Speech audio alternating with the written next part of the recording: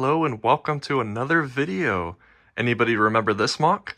I finally pulled it out of the closet and decided to start working on it again, so let's take a close look.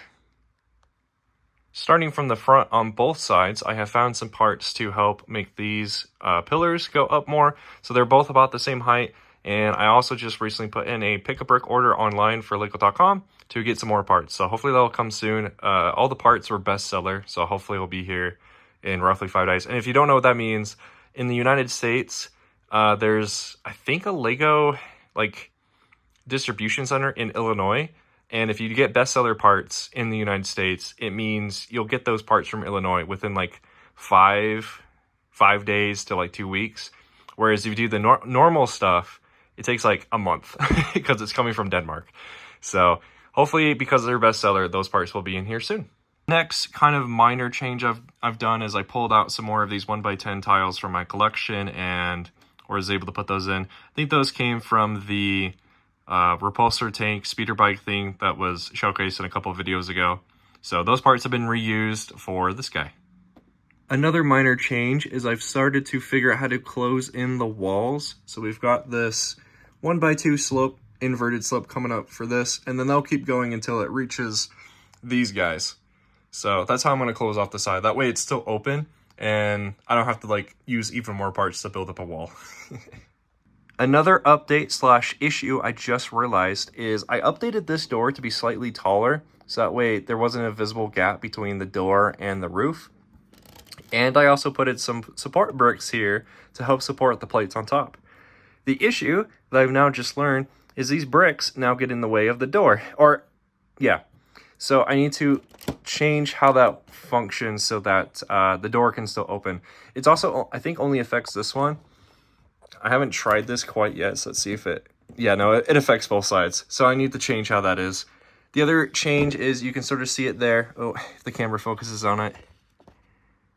That red axle is there to help support making sure that these two different base plates are connected to each other. And again, it's just to add more strength because originally...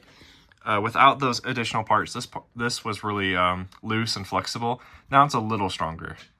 And the last major change I've done so far is I started planning on how the walls will be for this upper section. So they use these 1x6 lattice pieces, or at least that's what Lego.com calls them. So got a bunch of these, got a bunch of panels actually. Apparently I had a bunch of 1x4 and 1x2 panels, so that helped cover up most of this area.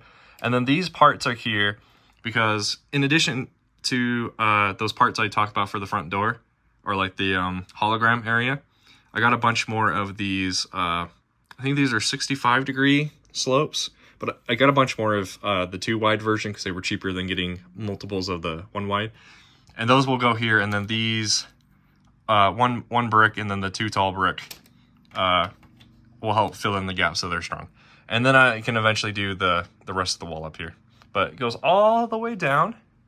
And these gaps are going to be doorways to imaginary hallways. So that way I can have clones look like they're coming in or going out. So that'll be pretty cool.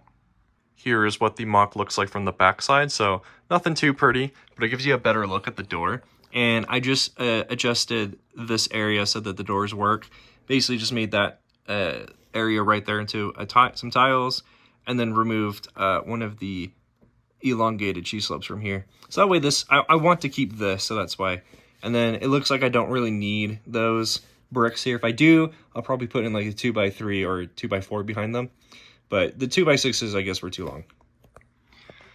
But yeah, this is the backside. It's nothing pretty to look at. I don't plan on having people look at the backside unless they happen to be walking around the display area and they can happen to see the backside.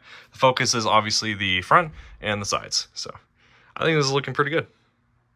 Here's a look at the hangar with a bunch of stuff put onto it, and I think it looks really cool. So we'll start from the right. We've got a Delta 7, some crates. We got an airborne trooper in the back getting some medical care from a unit, and then maybe going to pick up some ammo from the gonk droid. We got this is supposed to be the gonk droid as seen in A New Hope. And so I filled this scene with a bunch of just random clones and also just all of the custom droids as of late. So that's why you don't see any Astromechs or protocol droids. Yeah, so we got that gonk droid from A New Hope. We got the ATRT. We got the TCS gunship. We've got the Plunk droid. We got an ARC Trooper getting ready to load up into the gunship. We got another Gonk droid up here with the ATRT driver and some Kashyyyk Trooper. We got, this is supposed to be like another company's making like a better Gonk droid.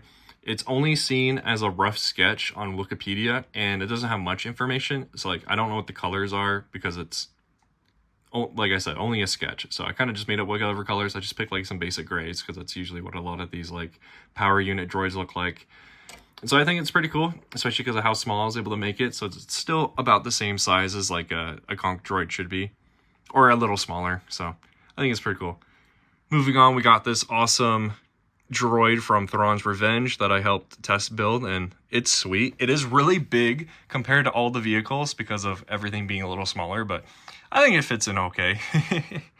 Up front, we got Kit Fisto talking to some of Keller's units.